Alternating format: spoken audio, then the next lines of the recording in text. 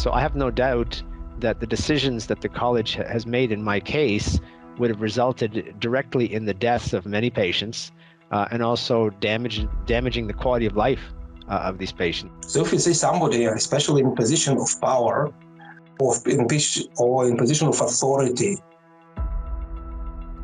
not acting properly, that should be most vigorously investigated by courts. You have told me I'm not going to live. And so if I decide as an individual to pay for alternative treatment out of my pocket as an opportunity possibly to change that outcome, I can't get my mind around how they would have such a fight against that. And to me, I will do anything I can to try to support Dr. Khan to be able to get back to doing fully what he should be doing. Well, when we found out that perhaps his clinic was closing, I was devastated because I know what it's like to go through chemo without having Dr. Khan by my side, and I felt that. And I actually thought that I was like, chemo will kill me faster than cancer will.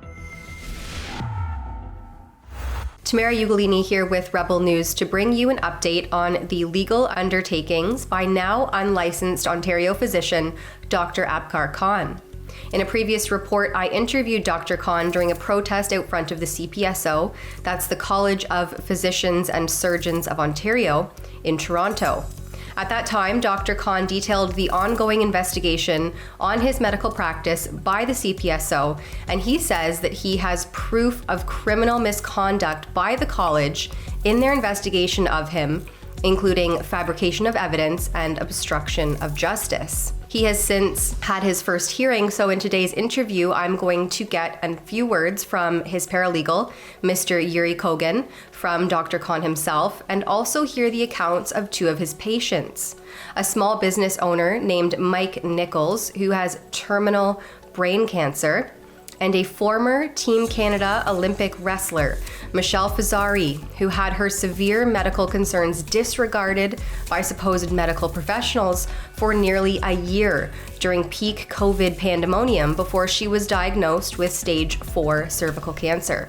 Check it out. What happened in court on August 29th, and where do you go from here?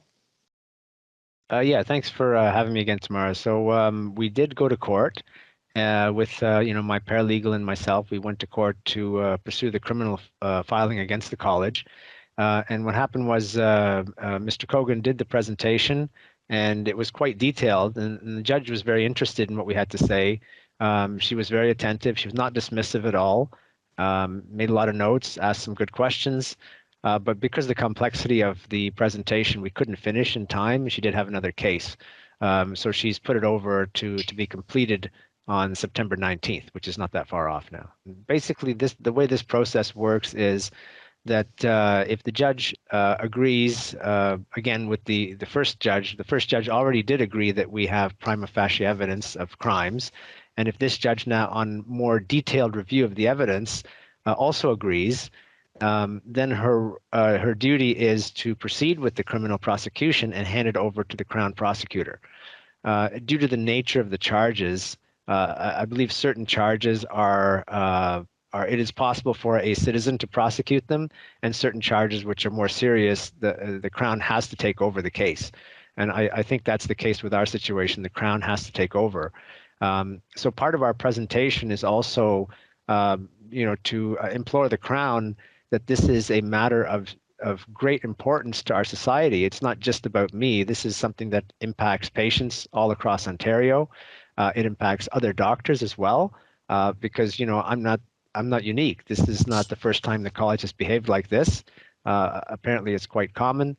And as we did present to the court, this has been looked at in detail before by Mr. Michael Code, who's now a judge and formerly criminal lawyer, and he also found the same type of issues.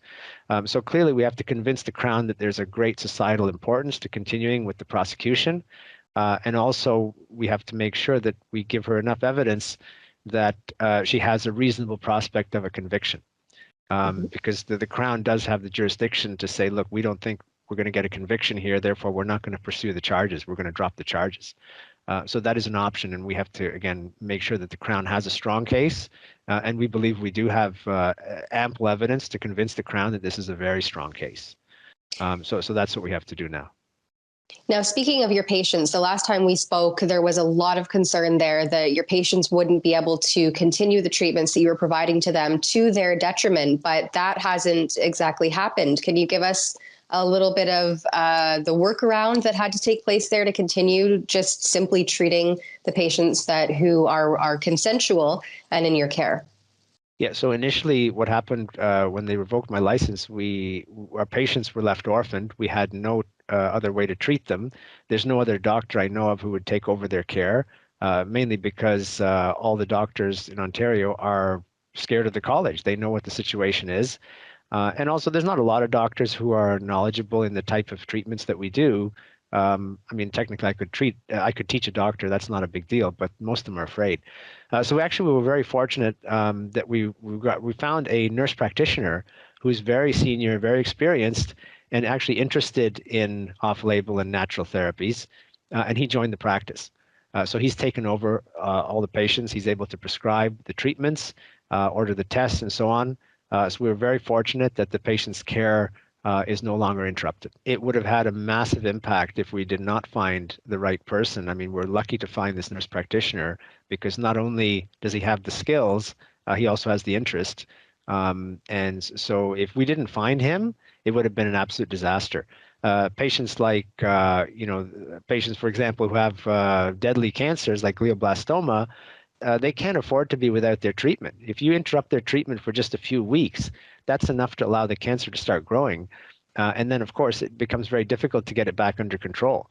So I have no doubt that the decisions that the college has made in my case would have resulted directly in the deaths of many patients and also damaging the quality of life of these patients. Because, again, a lot of these patients, they have no other option. They're coming to us because they've tried all the standard cancer treatments and those have failed. And now, because we're using unique therapies and a different approach, we've had success. We've had great success. So I don't understand it. All you have to do is, go on the Google reviews and you look at the college and you see they'll get like a one out of 5 review. But the public's not happy with the college. They know that the college protects their own. They know the college protects their friends. And they know that the college chases doctors who really haven't done anything wrong for reasons that we can't fully understand. It seems they're supporting the pharma industry, but I mean, we can't conclusively prove that. It's just, circumstantial evidence. So we need a new system of medical regulation. The college needs to be revamped. Or if the government's not willing to revamp the college, then we need a parallel system where there's another medical regulator that allows off-label therapies, allows natural therapies, because that's what the patients need. It's scientifically sound, the treatments work, and in fact, they're safer than many conventional treatments.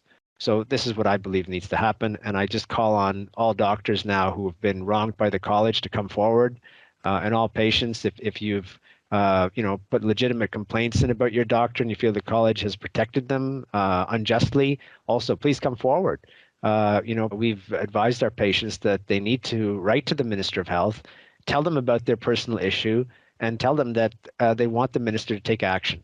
So we've seen a couple of patients where the minister has actually replied to them, and it looks like it's not simply a generic reply. It looks like somebody actually read their petition to the minister and replied in a meaningful way, although I believe it wasn't acceptable. The minister basically said, look, I'm not going to get in the middle of a judicial process between your doctor and the college.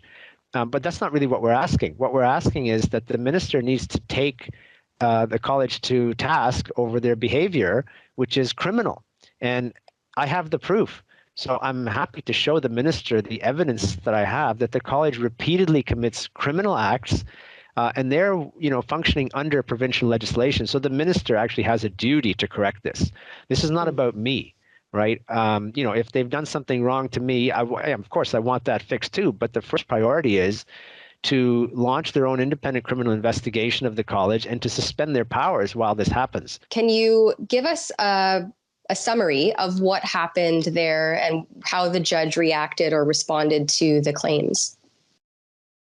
The judge was just listening The judge noted that the case was very well organized, and the judge also, justice of peace, I should say, the justice also said that she did not expect it to take that long, but because normally those hearings are very short.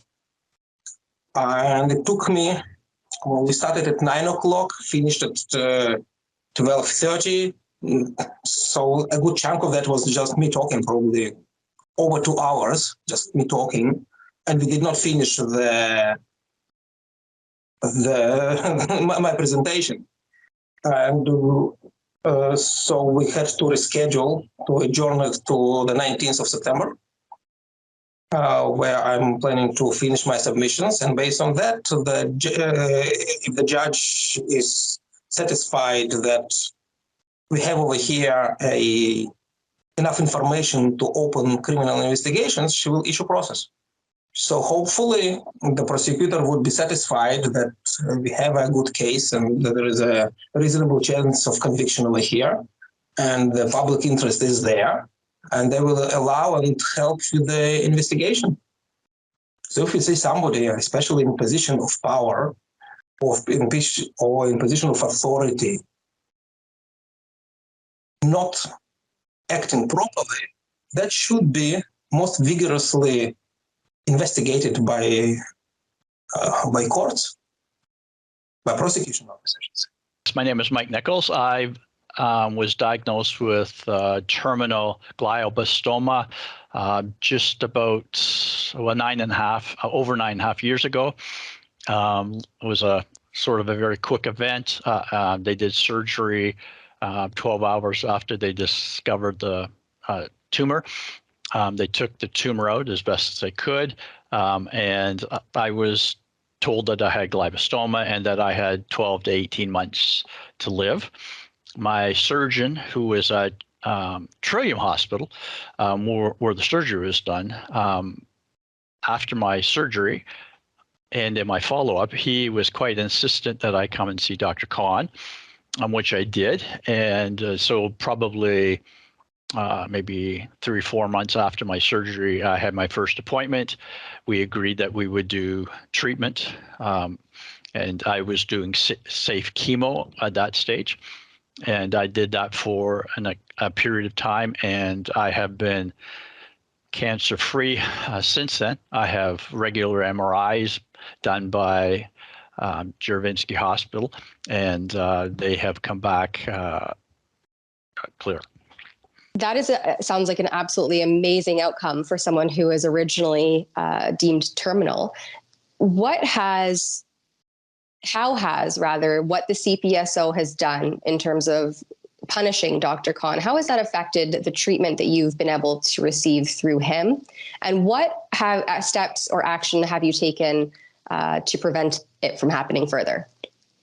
Yeah, so what it has done is it adds a lot of stress to your life, my life at least, because I rely on the treatment that I get here because I believe that it is the major reason for my success. And so when I first heard about this some time ago, I was quite stressed about it and started, as many others did, with letter campaign and the like to try to support Dr. Khan. The thing to me is what I can't get my mind around as a businessman, for example, is the reality that they have told me that I have no chance of living. That's what they told me, and that I had, as I mentioned, 12 to 18 months to live. And I have a friend who had the same cancer I did a couple of years after I did, and he lasted 18 months. So obviously they have statistics to back up what they're saying. But for me, I want them to hear is, you have told me I'm not going to live. And so if I decide as an individual to pay for alternative treatment out of my pocket as an opportunity possibly to change that outcome, I can't get my mind around how they would have such a fight against that. And to me, I will do anything I can to try to support Dr. Khan to be able to get back to doing fully what he should be doing. So I was diagnosed with stage 4 cervical cancer and I think stage 1 or 2 thyroid cancer. I had already gone through treatment, and basically they diagnosed me as a reoccurrence for stage 4 cervical cancer, but it wasn't because my symptoms were always there. And I think most people know that chemo causes other cancers. So then that's when the thyroid was, I was diagnosed with thyroid as well after chemo. So I knew that I had to do something different and I had to kind of think outside the box. So my sister actually found Dr. Khan, and so did my naturopath. I had already been working with Dr. Khan. So that's how we kind of came to find him. And we had a meeting with him, and we really liked where he was going in his philosophy about how to treat cancer and not just doing a one-way approach to it. So we really want to use off-label drugs and repurposed drugs for cancer treatment and use supplements to tackle it. Can you give me a brief overview of the difference in your quality of life and your symptoms since starting with some of the treatments offered by Dr. Khan? Yeah, so when I was going back into chemo, my first session was awful. I went from going for a 5-kilometer walk, and then the next day after chemo, I went to get up, and I actually couldn't get out of bed. And I was that way for 3 weeks. I was really sick. I was throwing up every single day. I was tired. I was sleeping about 16, 17 hours a day. And then after meeting with Dr. Khan and starting a new protocol with him, I went from, being in bed for 3 weeks till all of a sudden it was 2 weeks and it was only 1 week. So my quality of life, to be able to go out and hang out with friends and have that social aspect that you so much need for that support system going through such a hard time, became a lot easier. Like, I had a quality of life again. I could get outside of bed and go for walks and do things that made me happy. Mm-hmm. What has what the CPSO has done affected the care and the treatment that you have been receiving thus far by Dr. Khan? Well, when we found out that perhaps his clinic was closing, I was devastated because I know what it's like to go through chemo without having Dr. Khan by my side. And I felt that. And I actually thought that I was like, chemo will kill me faster than cancer will. So when I thought that there was a chance not to have that treatment, I was like, what am I going to do? And, that fear kicks in because I know the difference. And I understand that people don't know if they have never gone through it, but I have. I've gone through both times, one time without Dr. Khan and another time with him, and I know the difference. And it is life-changing, and it gave me a lot of hope. So if this treatment were to stop, I know exactly where I would be, and it's not good, because in my case, there's 2 extremes. It's either you live or you die. And I choose to live, and I choose to do the work with Dr. Khan. I need him. I know the pieces I need, and I know I need to leave no stone unturned during this cancer battle. And I believe that my chances for survival are very high with him. If I were to do chemo, I have a chance of an 80% reoccurrence, and that's based on science. Wow. Now, have you undertaken any of the self-advocacy work with the Minister of Health or the Ontario Ministry? And if so, what does that look like? Yeah, we've sent the letters to the right people. We've advocated on social media for Dr. Khan and his license. I believe that he's doing really great work. I've seen the change in just not myself, but other patients here. We need to advocate for him because he's advocating for us, and he's putting his whole career on the line to help people like myself. And he doesn't have to be doing that at all, but he is. He is, I think, in a world that sometimes we've lost kind of like our moral compass, he's steady on what he believes in. And I hope that myself and other patients are standing behind him. But I would do absolutely anything to help him because he's done absolutely everything to help me. What do you hope to see come as a result of this investigation and these allegations that he's launched against the CPSO? I think that people need to understand that we need to have freedom of medical choice. I should be able to decide where I go and what I want to do for treatment. I don't think a one-size-fits-all model approach is beneficial for anyone. So what works for one person may not work for the other. And I think myself and other patients deserve to have a choice. A doctor with informed patients giving their consent who is improving both their quality and quantity of life is being investigated by his regulatory body, while doctors who knowingly inject patients who are unable to consent for themselves with off-label novel pharmaceuticals are left to their own devices. Of importance to note here is that over the last 2 decades, there have only been a handful of private prosecutions that have went forward to hearing. If patients are paying out of pocket for care, then shouldn't they have the freedom to choose the care that they want and desire? And if the red tape meddling continues, where are all of the good doctors going to end up? For Rebel News, I'm Tamara Ugolini. This kind of suppression and censorship leads to only a path of unquestioning groupthink. It's a slippery slope, and we're standing against it. To see our reports and stay up to date on how Rebel is taking a stand and taking action against various forms of suppression and censorship, head on over to stopthecensorship.ca. Check out all of our reports there. That's stopthecensorship.ca.